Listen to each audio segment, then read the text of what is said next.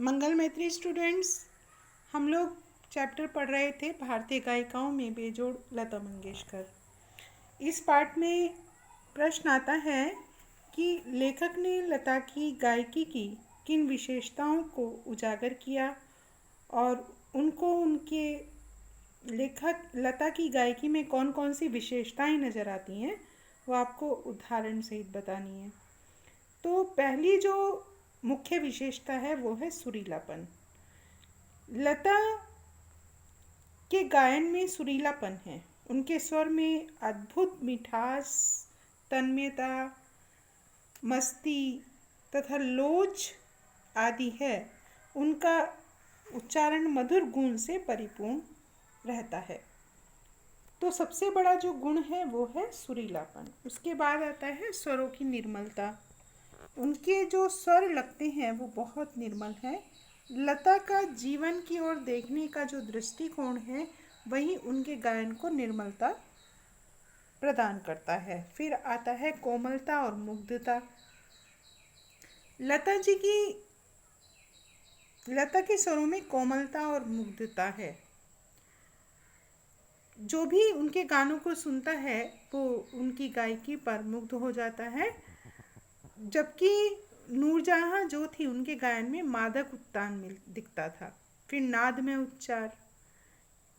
लता के गायन की अन्य विशेषता है नाद में उच्चार। उनके गीत के किन्हीं दो शब्दों का अंतर स्वरों में आलाप द्वारा सुंदर रीति से भरा रहता है। ऐसा लगता है कि वो दोनों शब्द विलीन होते होते एक दूसरे में मिल जाते हैं। लता के गानों में यह बात सहज या स्वाभाविक है। शास्त्र शुद्धता। लता के गीतों में शास्त्रीय शुद्धता है। उन्हें शास्त्रीय संगीत की उत्तम जानकारी है। उनके गीतों में स्वर, लय और शब्दार्थ का संगम होने के साथ साथ रंजकता भी पाई जाती है। हमें लता की गायकी में सभी विशेषताएं नज़र आती हैं जो लोगों के मन को छू लेती हैं। वे गंभीर और अनहद गीतों को सहजता से गा लेती हैं।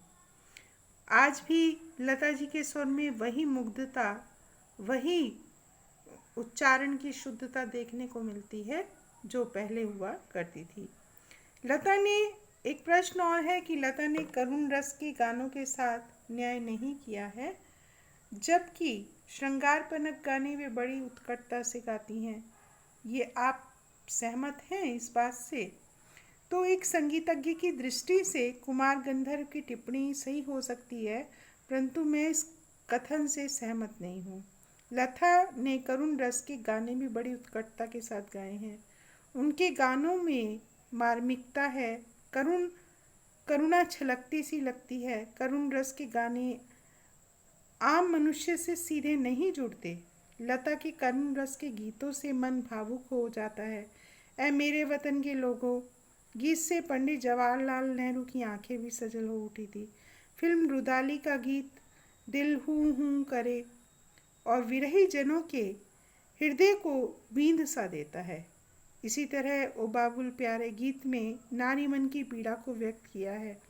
इसलिए बात सही नहीं है कि लता ने करुण रस के गीतों के साथ न्याय नहीं किया है। वो बहुत सुंदर करुण रस के गीतों को गाती हैं। फिर संगीत का क्षेत्र ही विस्तीर्ण है।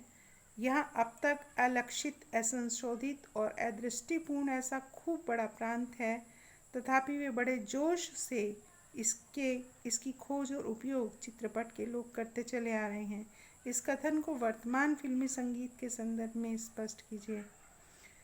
ये सही है कि संगीत का क्षेत्र बहुत विशाल है, बहुत विस्तीर्ण है। इसमें अनेक संभावनाएं छिपी हुई हैं। यह ऐसा क्षेत्र है जहां हर रोज नए स्वरों, नए यंत्रों व नई तालों का प्रयोग किया जाता है। चित्रपट संगीत आम व्यक्ति का संगीत है। इसमें लोगों को सुर, ताल, लय व भावों को समझने की समझ है।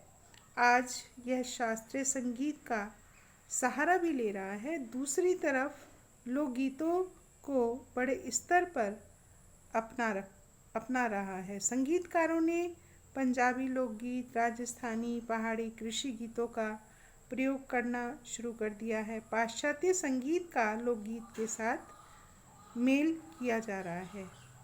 कभी तेज संगीत तो कभी मंद संगीत लोगों को मदहोश कर रहा है।